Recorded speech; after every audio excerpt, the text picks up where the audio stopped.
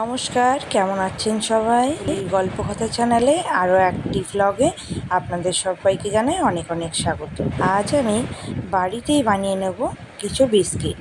তো তার জন্য আমার লাগছে 1 কাপ আটা, 1 কাপ ময়দা, শুকনো কড়াইয়ে ভেজে রাখা বাদাম, 1/2 কাপ তেল, 3 থেকে 4 চামচ চিনি আর বেকিং পাউডার। আটা, ময়দা আর 1 চামচ বেকিং পাউডারকে ভালোভাবে চেলে নেব, যাতে কোনো দানাদার অংশ না থাকে।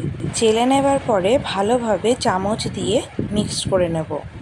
এরপরে একটা বাটির মধ্যে বা মিক্সিং জারের মধ্যে আপনারা তেল আর চিনিটাকে খুব ভালোভাবে মিক্সড করে নেবেন। আমি এখানে 3 থেকে 4 চামচ চিনি দিয়েছি। আপনারা চাইলে কিন্তু অবশ্যই আপনাদের মিষ্টি অনুযায়ী চিনিটা ইউজ করবেন। আর আমি এখানে স্বাদের জন্য দিয়ে দিয়েছি ভ্যানিলা এসেন্স।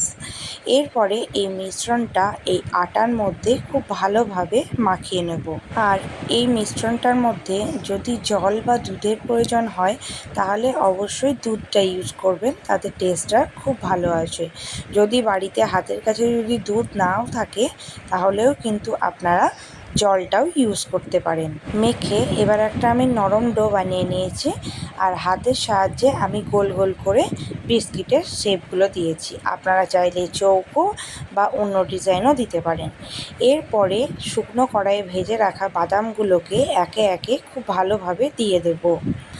আর তারই আগে একটা থালার মধ্যে আমি খুব ভালোভাবে সাদা তেল ব্রাশ করে নেব।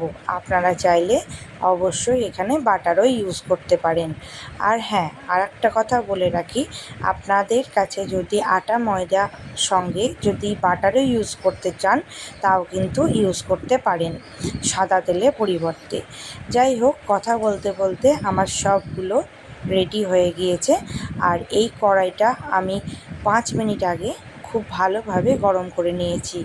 আর এখন একদম লো ফ্লেমে রেখে সবগুলোকে ঢাকা দিয়ে রেখে দিয়েছি 35 মিনিটের মতন। তো এখানে আমার বিস্কিটটা রেডি হয়ে গেছে। ভালো লাগলে সাবস্ক্রাইব করে দেবেন।